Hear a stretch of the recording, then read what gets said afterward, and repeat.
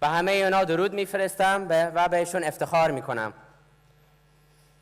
همچنین از اینجا به رزماوران آزادی در لیبرتی سلام میکنیم و با آنها عهد میکنیم که با همه توش و توانمون در مسیر اونها که مسیر آزادی و رهایی خلق و میهن اسیرمون است و در دفاع از سازمان پر افتخار مجاهدین خلق ایران، گنجینه بزرگ استقلال و آزادی ملت ایران، دمی از پای نخواهیم نشست.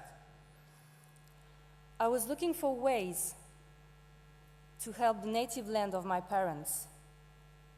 And I understood soon that we who have the privilege of living in democratic and open societies have the means and the duty to inform the opinion and protest against the oppression, especially in what has been a great civilization.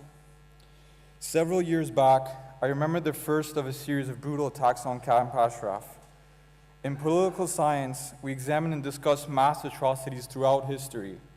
And here I was in my living room watching scenes of mass atrocity with American-funded Humvees running over Iranian refugees who had been given a legal promise to be protected.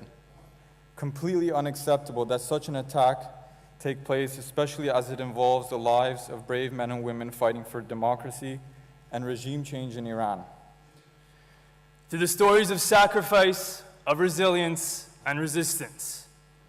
Stories such as my uncle, 32, an aspiring surgeon who would give up a life of luxury, security, and stability for a cause that he and 120,000 others would die for.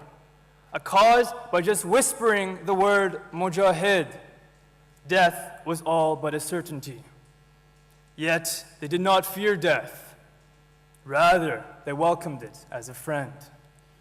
Because they believed in something greater than themselves. We participated in the removal of Prime Minister Mossadegh, the only legitimately elected Iranian leader in the history of Iran. Had we not done that in 1953, we would not be facing the mullahs today. Now, I think it would be great to make a nuclear deal with the mullahs.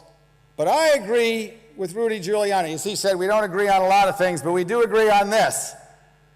That a deal, the mullahs, we already have made a deal with the mullahs, and they lied. And they continue their nuclear program. So are we to make a deal with the mullahs and sell out 3,000 people who are currently in what amounts to a prison camp that we talked them into going into for the sake of dealing with getting a short-term deal which the mullahs, by their track record, will break? You've heard the record. More executions into the so-called moderate Rouhani than ever before. Public hangings, public whippings, not just of criminals. People are being murdered in Iran because they simply disagree with the mullahs. Any deal that we make with the mullahs must be, part of that deal must be the freedom of the people at Camp Liberty, which the United States of America, in writing, promised 10 years ago to uphold.